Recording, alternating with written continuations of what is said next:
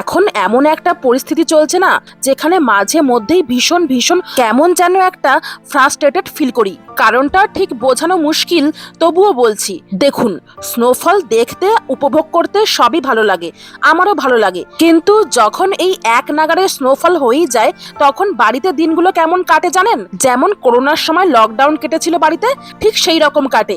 না বাইরে বেরোনো যায়, না বাড়িতে থাকতে ইচ্ছা করে, কিচ্ছু ভালো লাগে না। এই জন্যই এই সময়টাতে বাড়িতে দিনের পর দিন থাকতে থাকতে একটা অদ্ভুত অস্থিরতা মনের মধ্যে কাজ করতে থাকে। তাই জন্যই আজকে সন্ধ্যাবেলায় কোনো প্ল্যান ট্যান ছাড়াই দুইজনে মিলে আজকে বাইরে বেরিয়ে পড়েছিলাম। আর সবচেয়ে ভালো ব্যাপার ছিল যে আজকে কোনো স্নোফল হয়নি এখানে, সেই জন্যই আরো সাহস করে বেরোতে পেরেছি। কিন্তু স্নোফল হয়নি তো কি হয়েছে, দেখুন বৃষ্টি পড়ছে, কন্টিনিউয়াস বৃষ্টি পড়েই চলেছিল। যেহেতু বাড়ির সামনে থেকেই বাসে উঠেছিলাম আর মন্দিরের সামনেই নেমেছি, সেই জন্য অতটা ভিজতে হয়নি। আর আজকে এসেছি আমরা এই দক্ষিণ ভারতীয় মন্দির শ্রী শিভা সত্যনারায়ণা স্বামী টেম্পেলে। এই যে জায়গাটাতে মন্দিরটা প্রতিষ্ঠিত, এর আশেপাশে বেশিরভাগই হচ্ছে সাউথ ইন্ডিয়ানরাই থাকে, সেই জন্যই এখানে একটা এরকম সাউথ ইন্ডিয়ান মন্দিরই তৈরি হয়েছে। আর সবচেয়ে বড় কথা হলো যে মন্দির তো মন্দিরই হয়, সে যে মন্দিরই হোক না কেন, বাঙালি মন্দির হোক আর সাউথ ইন্ডিয়ান মন্দির হোক, সব জায়গাতেই তো একই ভগবান আছেন। আর আমাদের বাড়ি থেকে এই মন্দিরটাই কাছে হওয়ার জন্য মন ভালো করতে এখানে আমরা প্রায়ই আসি। মন্দিরে ঢোকার পরই জুতো খুলে এখানে একটা র্যাক আছে, যেখানে সবাই সবার জ্যাকেট খুলে রেখে তারপরেই মন্দিরে প্রবেশ করতে পারেন। কিন্তু অনেকে না চাইলে নাও খুলতে পারেন, যেমন আমিও খুলিনি, যেহেতু মন্দিরের ভেতরে হিটার চলে, অনেকের গরম লাগতে পারে। আর এখানে মাইনাস টেম্পারেচারের জন্য এত মোটা মোটা ভারী ভারী জ্যাকেট পরতে হয় যে গরম লাগলে খুলে হাতে করে নিয়ে বওয়াও খুব মুশকিল হয়ে যায়, সেই জন্যই এই ব্যবস্থাটা এখানে করেছে। আর এই মন্দিরের ভেতরে এখানে এইরকম শিবলিঙ্গ, মা পার্বতী, মা লক্ষ্মী, নারায়ণ, এই সব দেবদেবীরই পুজো হয়, তবে সেটা দক্ষিণ ভারতীয় রীতি অনুযায়ী। আর আরেকটা ব্যাপার হলো, আপনারা দেখতেই পাচ্ছেন যে এই মূর্তিগুলো হলো দক্ষিণ ভারতীয় স্টাইলেই তৈরি করা।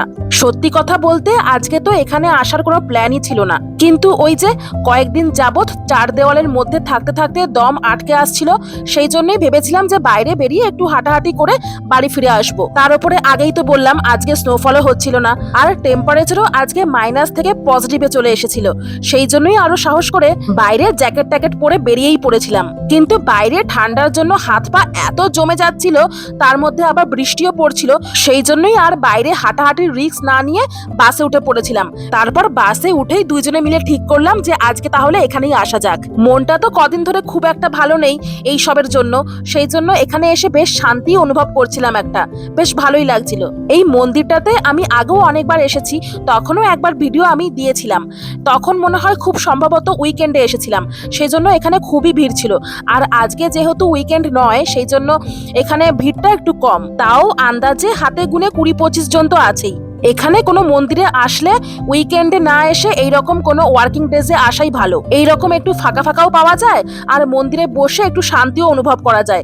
বেশি লোকজনের ভিড় হয়ে গেলে সেই শান্তিটা যেন অনুভব করা যায় না, তাই না? এই যে আজকে মন্দিরটাকে এইরকম ফাঁকা পেয়ে শান্তিতে ভগবানের মূর্তির সামনে এইভাবে কিছুক্ষণ বসেছিল, আমিও কিছুক্ষণ পর বসেছিলাম, তার আগে একটু ভিডিও করে নিচ্ছিলাম। আর ওই পেছন দিকে চলছিল ভগবানের প্রসাদ তৈরির কাজ। এই একটাই বড় হল ঘরের মধ্যে এইরকম ভাবে চারিদিকে ঠাকুর প্রতিষ্ঠিত করা আছে, সময় আর তিথি অনুযায়ী প্রত্যেকটা দেবদেবীকেই আলাদা আলাদা সময় ধরে পুজো করা হয়। আর আরেকটা জিনিস লক্ষ্য করেছি, এখানে কোনো মূর্তির সামনেই কাটা ফল প্রসাদ হিসাবে দেওয়া হয় না, গোটা গোটা ফলই দেওয়া হয়। তারপর সেই গোটা গোটা ফলগুলোকে প্যাকেট মুড়ে প্রত্যেকটা দেবদেবীর মূর্তির সামনেই একটা বাস্কেটের মধ্যে সেই প্যাকেট বন্দি প্রসাদগুলোকে রেখে দেওয়া হয়। ভক্তরা যে ঠাকুরের প্রসাদ নিতে ইচ্ছুক সেই ঠাকুরের সামনেই রাখা এই প্যাকেট বন্দি প্রসাদগুলোকে নিয়ে যেতে পারেন, কাটা ফলের কোনো ব্যবস্থাই নেই। আমিও একটা এখান থেকে প্যাকেট নিয়ে নিলাম প্রসাদ হিসাবে। আসলে এখানকার মানুষজন খুবই হাইজিন মেনটেন করে, সেই জন্যই কাটা ফলের কোনো ব্যবস্থা রাখেন না। ভগবানের প্রসাদ নিতে হলে এইভাবেই নিতে হবে, এটাই এখানে নিয়ম। আর এই কলাগুলোও কিন্তু প্রসাদ, এইগুলোকে বাইরে রেখেছে কারণ এইগুলো তো প্যাকেটে ঢোকাতে অসুবিধা হবে, সেই জন্য কেউ চাইলে এইগুলোও নিতে পারেন। আর এই যে এনারা একদিকে বসে বসে এই ভগবানের জন্য প্রসাদ রেডি করছিলেন। রান্নার জায়গাটা আলাদা আছে, কিন্তু ওই ঘরটা খুবই ছোট বলে এই মন্দিরের মধ্যেই এনারা এইভাবে কাজ করেন।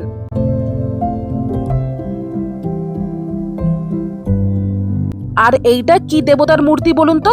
আমিও প্রথমে এনাকে চিনতাম না, পরে এনার নামটা এই যে উপরে লেখা আছে এইটা দেখে গুগলে সার্চ করেছি। এটা হলো হিন্দু ধর্মের এক মহান দেবতা আয়াপ্পা, যিনি হলেন শিব ও মোহিনী মানে বিষ্ণুর নারী রূপ এর পুত্র বলে বিশ্বাস করা হয়। ভগবান আয়াপ্পা হলো ধর্ম, ব্রহ্মচর্য ও সমতার প্রতীক, তাই তাকে হরিহর পুত্র নামেও ডাকা হয়। এটাই গুগলে লেখা ছিল। আর এনার প্রধান মন্দিরটা ভারতের কেরালায় শবরীমালায় অবস্থিত, যা বিশ্বের অন্যতম পবিত্র তীর্থস্থান। এই সব ঠাকুর দর্শন করে প্রায় 5 থেকে 10 মিনিট মতো এখানে বসেছিলাম, তারপরে এখন বেরিয়ে যাচ্ছি। আর বেরোনোর সময় দেখলাম যারা মন্দিরে উপস্থিত আছেন এখন মানে আমাদের জন্য কিছু প্রসাদ রাখা হয়েছে, এইগুলোও কেউ খেতে ইচ্ছুক হলে খেতেই পারেন। ওই যে দেখালাম ছোলা সেদ্ধ আছে গ্লাসের মধ্যে, আর এই বক্সটার মধ্যে ছিল কার্ড রাইস, যেটা সাউথ ইন্ডিয়ানদের স্পেশাল খাবার, কারি পাতা দিয়ে কার্ড রাইস। এটাই হচ্ছে এই মন্দিরের ভোগ প্রসাদ। তো এটাও নিয়ে নিলাম, ভগবানের প্রসাদ বলে কথা। আর এখন প্রসাদ নিয়ে চলে যাচ্ছি বাড়ি, তাই ভিডিওটা এখানেই শেষ করলাম। টাটা।